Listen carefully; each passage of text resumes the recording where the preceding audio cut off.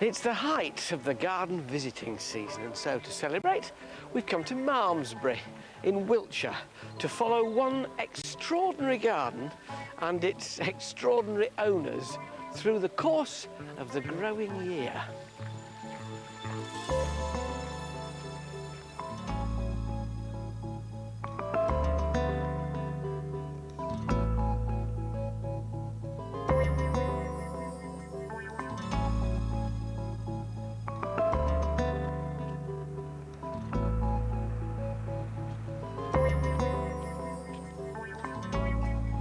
Ian and Barbara Pollard have caught the gardening bug. Their passion for gardening is more than skin deep. Together, they took on these 5 acres when they bought Abbey House 8 years ago and turned them into the plant-filled spectacle you see today. Ian is an extremely visual individual, and he likes things to look interesting. I mean, he gets bored very easily, and it drives him to do all sorts of things, including shopping for my clothes, for example. He enjoys that Well, if hugely. I'm going to wear them, I mean, heavens. Now, there's an interesting twist we could try. But the other side of it is he's a hot bod, gets hot very, very easily, so to cool down, it's best not to have too much on, I suppose. Everywhere, yeah. By profession, I'm a chartered surveyor. That then took me on to being a property developer, which for some people can be nasty, but tried not to be a nasty property developer and always built on brownfield sites, etc. And to simplify the process, set up my own construction company as well. Ian and Barbara are not trained in horticulture, but they employ one gardener and they work in the garden together every single day. Like many of us, they're driven by an overwhelming passion for plants. But when you have a few quid at your disposal, it does mean you can do everything on a slightly grander scale. In just 8 years, the garden has become a feast for the eyes in more ways than one. At the heart lies a formal Celtic knot garden. There's also a vinery and herb garden. Sweeping herbaceous borders overflow with perennials. There are 2,000 different roses. At the back, a wilderness with old monastic fish ponds, and the whole landscape is dominated by the ruined arches of Malmesbury Abbey. In the 7th century, a Benedictine monastery was built on this site, making Malmesbury an important religious location. Although the buildings you see today are 12th century, Ian and Barbara are inspired by Malmesbury's monastic beginnings. If they were here today, what would they do? And they would. Anything they could lay their hands on, they would plant. I think it's an interpretation of the historical elements, and not to be purist about it and say that is exactly what they did, but to interpret the spirit of what they were doing. Because of the medieval nature of our surroundings, and you look at the Abbey Church there, I mean, it's what, 75, 80 feet high. You've got to look at it relative to everything else you do in the garden, and it has to have a sense of scale and proportion with that, because anything can look a bit twee unless you approach it with sort of oomph and boldness. We're just like Venus and Mars. I'd always said to him, gosh, I'd really like a herb garden. You know, something nice and small near the kitchen door that I could just sort of pick off a few leaves and stick in the cooking. Ian doesn't think quite the way I do. He thinks big.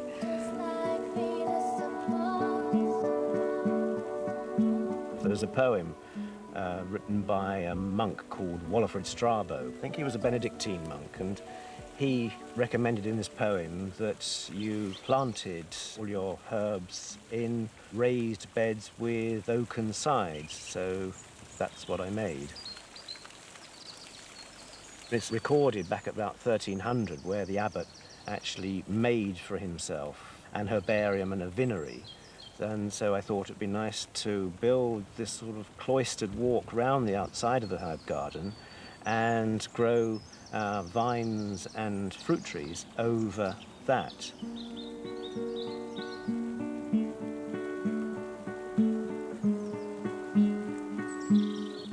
Let's kick off with summer. It's the height of the flowering season. Thousands thousands of roses to Deadhead, yard upon yard of hedges to clip, and all those visitors to provide with refreshments. Ian Pollard is mad about collecting sculpture, stamps, train numbers, and now plants. For the millennium, he decided to plant 2,000 roses and throw open his gates to the public. But maintaining the plants for a viewing audience requires the patience of a saint. The difference between Barbara and I deadheading is that I prefer to leave as much colour there for as long as possible. I mean, you can tell that the flower is over when you're close up, but from a distance you still have a background of colour. We have to deadhead all the time. Obviously, in the natural cycle of things, the flowers are pollinated and naturally move to the next stage in the cycle. If we take this one, for example, Baby Love, which is a lovely patio rose, you can see there are no buds on it at the moment. And why? Because yesterday I found that. I'd missed that perhaps a week, 10 days ago, and that has sent signals out to the whole of the plant saying we don't have to bother anymore because we're setting seed. So the plant just switches off and stops producing rosebuds. You'll notice that I'm just literally snapping the heads off because these little tiny leaves that are underneath the flower head are actually food stores. And if you take too much of the stem and leaf off in the process of deadheading, then you're actually depleting the rose's resources for producing more flowers, which isn't productive. When you think we've got over 2,000 different varieties of rose in the garden, if each rose has on average 250 blooms in a season, that's 500,000 flowers to deadhead. It's a funny thing, you know, having been brought up in a rose garden, I didn't get my pocket money unless I could name all the roses in a particular bed. Heaven help me now, that's all I can say.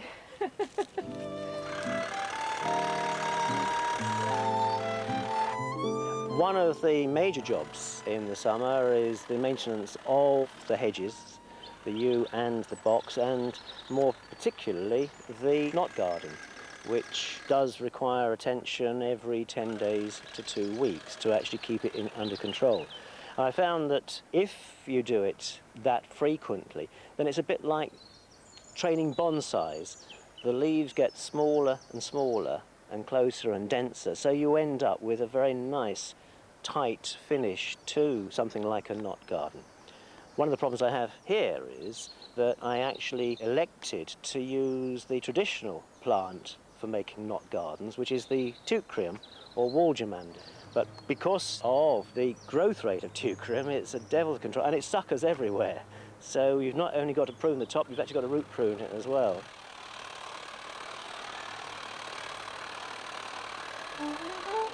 A warm summer's evening, a garden party. Gardeners by day turn tour operators by night.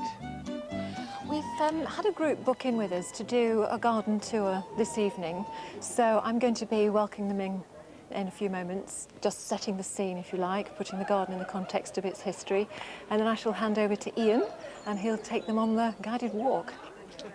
Well, good evening, ladies and gentlemen, and very warm welcome to Malmesbury, and particularly to Abbey House Gardens. My name's Barbara Pollard. It's our garden that you're going to visit this afternoon, and may I invite you in? Thank you. Well, I know some people have said to us if they owned it, they'd kind of put up the barriers and keep everybody else out. But I don't know, it's a bit like buying a painting that you find very beautiful and sticking it in a bank's vault or something. What's the point? When we stand here for just a moment and we look at that archway, it's hard to imagine that once upon a time, Malmesbury Abbey was the third most important religious site in the country, second only to Winchester and to Canterbury. And for passionate gardeners, this was a glorious opportunity to weave the history of the site into our gardening project.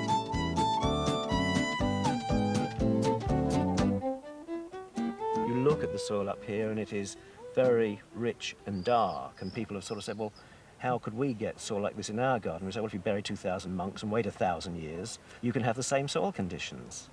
Our gardener's digging through this bed ready for roses and just double digging the bottom when he hit something which I said might be the gas or electric or water.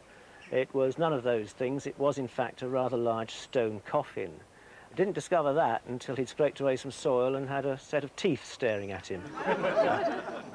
I thought he was sort of taking a bit easy, but unfortunately he was sat on the bench grey at the time. This is just magical. It's incorporated the history of the area and the abbey reflected in the garden is very moving. I mean, I think it's incredible what he's done in such a short space of time, actually. That little alleyway through there, that herbaceous border is just With the chair at the wonderful. I mean, it really is a fantastic creation.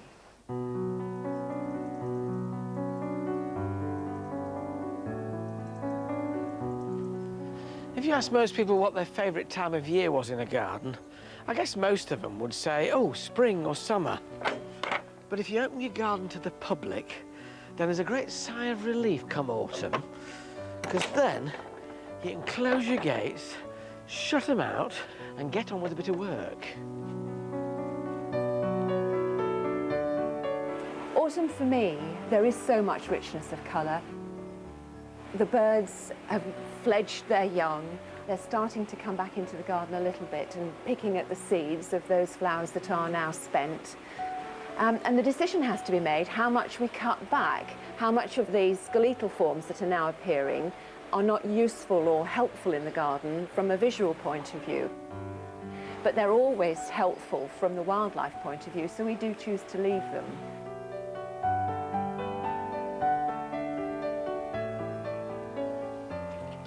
So what's the story behind this place, Barbara? Oh, gosh, difficult to know where to start, really. Originally, the grounds belonged to the Benedictine monastery. And the monastery was actually founded in about the 7th century by a Celt named Maedolf. 7th century, 7th that's a long century, time. it's a very long time, yeah. And in fact, when Ian was designing up the whole area around the well here, he wanted to form up a Celtic cross, and it seemed very appropriate to follow that theme through and then create here a stanchion that's got Celtic patterns in it.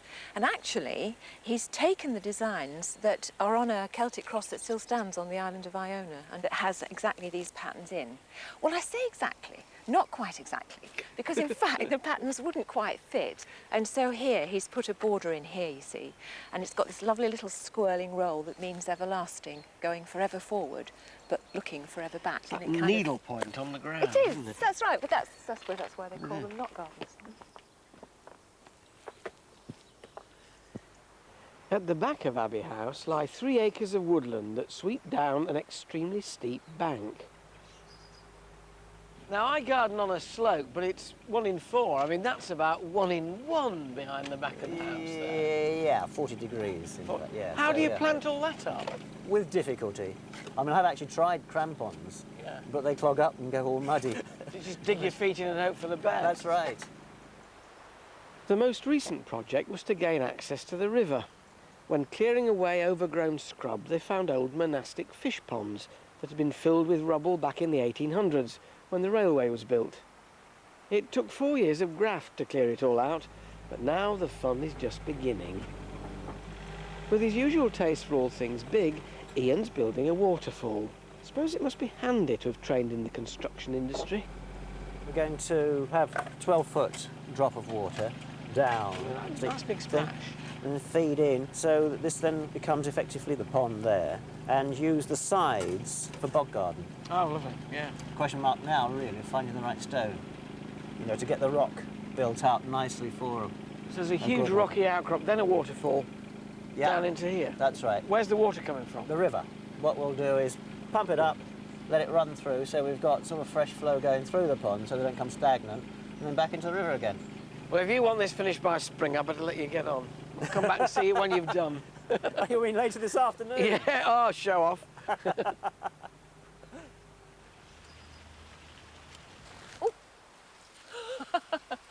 I knew there was a good reason why I learnt to play netball. What I'm using here It's a long pruner that would normally be used for the roses, but because of the little grip it's got on the end here, it will actually hold what you cut in place to stop it dropping on the floor, which is ideal for grape harvesting. Just watching the juice dripping down the bunch as I'm cutting them, it makes your mouth water. We've planted about 30 vines altogether through the garden, and obviously some of them are more productive than others. Given this is only the third year that this vine's been growing, I am just amazed how much fruit there is. But it's been true of lots of things, the apples too, masses and masses of them. I guess we are feeding them like we feed all plants to get the best out of them. One thing I think we probably do need to think about a little more is protecting them from some of the viruses and things that they get. But there's always this balance that you try to strike between letting things do what they do naturally. I mean, as we're learning, mould on some of the grapes is good for a Muscat wine, is it not? So, lots to learn about that. For any gardener, autumn's the time to plant spring-flowering bulbs. Here, they plant them in their thousands. What we've got altogether is something like 9,000 tulip bulbs to go in. This will be the 5th year that we've put them in, at 9,000 each year, so that's 45,000 tulip bulbs gone in. The majority of them have survived, so it's not just these that you'll see coming up next year, but the majority of the other 40,000 that have already gone in. That's a lot of bulbs, and all to be planted en masse throughout the rose garden.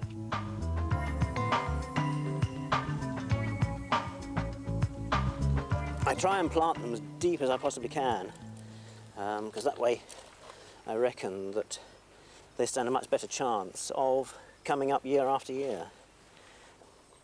This is number 50 going in there. One will end up with, I think, sort of a bit of repetitive strain injury or whatever in the wrist by the end of it all. That's why I actually have different trowels, so you can switch over from one to the other, so you're not doing exactly the same movement all the time. If you look at the amount of energy you expend in doing it and the results you get from it, there's not a lot to touch it, really. So that leaves just another 8,950 bulbs to go in. Rather him than me.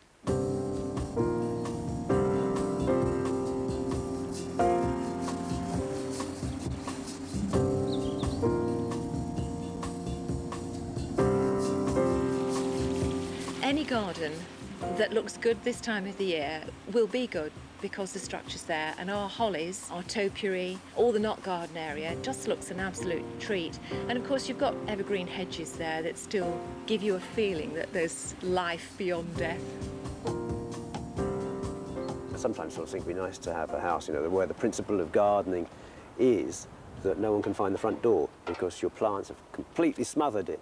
But you have to sort of balance that out with some sort of modicum of practicality. At the moment, I'm just cutting back the whips, basically those ones which I missed in autumn, to get back to a good bud growth, which you can all see is actually beginning to swell up now. When we first came here, this wisteria was already planted, and at the time, only up to the top of the first floor windows. And since then, we've actually trained it on up to basically cover the whole of the side of the house. And if you look over there, we've got the sort of Clematis amandii actually coming into flower now. Amandii is an evergreen clematis. That particular variety is apple blossom, which has a bigger flower than the species. So that's what you get after 6 years. It's a gorgeous leaf.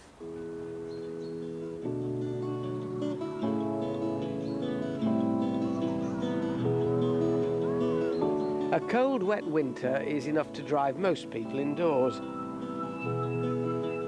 But when you've 5 acres of garden to manage, work can't wait for the weather.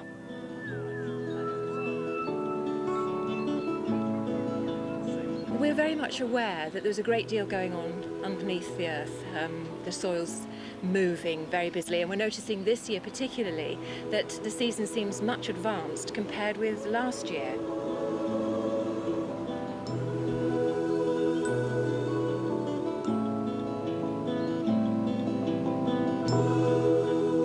When we started gardening this part of the garden, it was completely clay, and we realised that if we wanted to grow anything successfully, we're going to have to bring topsoil in to do so.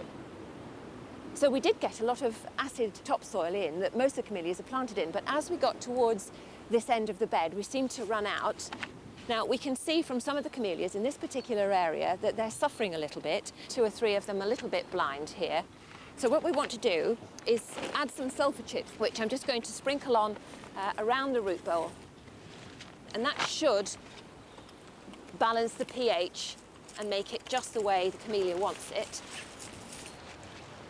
This is quite a large part of the garden to be dealing with, and we've got an enormous amount of celandine in the ground here, which I think is a leftover from when the monks were here, because they used to grow it to treat hemorrhoids. Many of them suffered, I think, probably all that kneeling on cold floors and what have you. But you have to be a bit careful about how you get them out, because each plant has got these little nodules on, and if you rip them out too quickly, you leave the nodules in the soil and whoopee, loads more plants.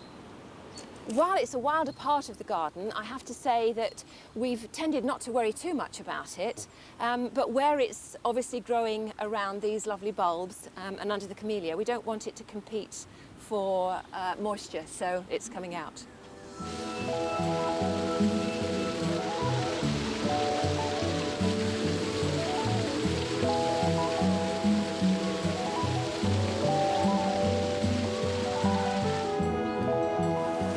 We're pumping over something like 12,000 gallons an hour from 2 pumps. And I'm putting another 6,000 gallons an hour into this bottom one. That should give us a nice balance, a nice flow, and I thought it should be right enough for white water, and yes, it's worked.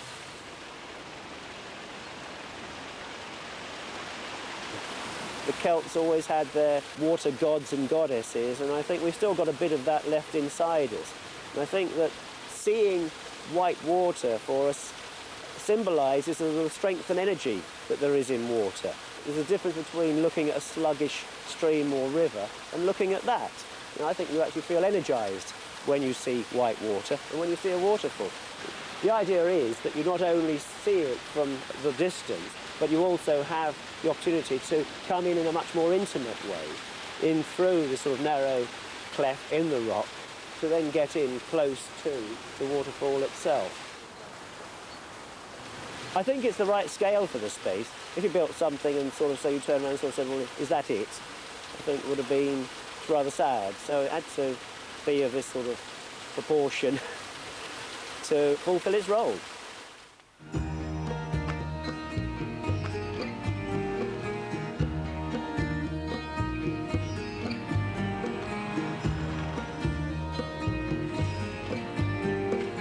Big ideas, lots of energy and passion. It's not surprising Ian's achieved so much in 8 years. There aren't many people who'd put this amount of work into their garden, but this is a man who just loves a challenge and relishes the sense of achievement.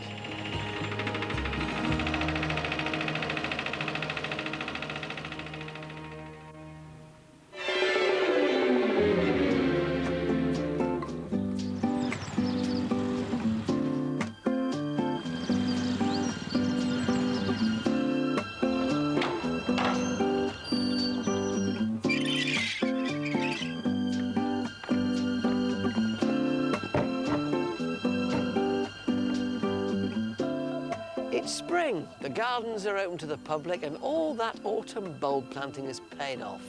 The wow factor is here in abundance. Everywhere you look, colour, and all that summer deadheading to look forward to. Oh, tulips. Spring is renowned for tulips in this garden, absolutely. We have got over 30,000 tulip bulbs in the ground. And no, we don't lift them. Everybody asks us if we do. Can you imagine lifting them all each year? They are spectacular. Ian's planted them in big blocks of colour with all sorts of different varieties together, and they just lift your spirits. You don't have to be fiendishly observant here, Barbara, to notice that you quite like tulips. You might say so, mightn't you? Yes. Do you get good flowering year upon year from the ones you've put in? We seem to. About 80% of the tulips come up every year. One or two varieties are not so good, and maybe they don't appear the following year at all. So we tend to look out for the ball patches, you know, and then say, right, that's the spot where we've got to plant some more next year. A lot of people would worry that, of course, the problem with bulbs is when the flowers have gone, you've got the foliage, and on tulips, it's like a whacking great leak. Well, that's true, but what we tend to find is that generally, as the flower is finishing and you're leaving everything in until all the goodness has gone right back down to the bulb, the leaf canopy from the roses is spreading out over the top, and you really don't notice. So it hides their embarrassment, it hides yours as well. Dead right, yes, good arrangement. I think one of the most amazing things about this April is just how early the spring is. And given last year it was really late, cold and wet, this year we've got the complete opposite. And of course everything in the garden has reacted and saying, oh goody, let's come up and say hello. Especially the wisteria. I cannot remember seeing a wisteria flowering this early in April. Cool, what a difference 6 months make.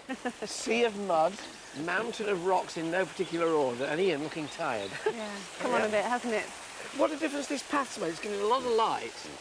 Definitely, hasn't it? Makes the whole area look much, much bigger than it was before and connected it back to the other part of the garden. It's tied it Kind in, of hasn't it, bridge, beautifully? yeah. And you can see Yeah. now with plants starting to grow that it's going to meld in. That's right. So you started planting it up, but you're going to have to get some irrigation in there, presumably. Yeah, Yes, drip line, put some drip lines in so that we get this water flow to all of the plants. And in about 3 years' time, it'll look as though it's finished forever.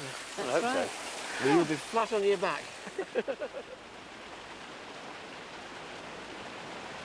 Ian is not daunted by a big project. He never has been, never in his life. He has a most uncanny way of being able to simplify lots of situations and break it down into smaller elements that then come together in this wonderful jigsaw. I don't have that talent. I'm in awe of his, but I'm so passionate about the plants. I love gardening. I love the sound of the birds. I mean, listen now, it's so restful.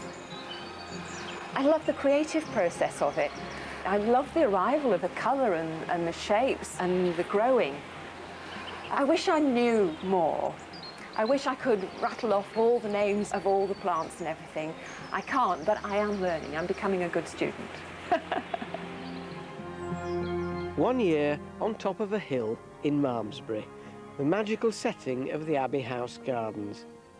Few people have the privilege of owning a place like this, but it takes more than money to create a garden on this scale. This is the result of 8 years of hard work and determination, and that can only be achieved by real gardeners.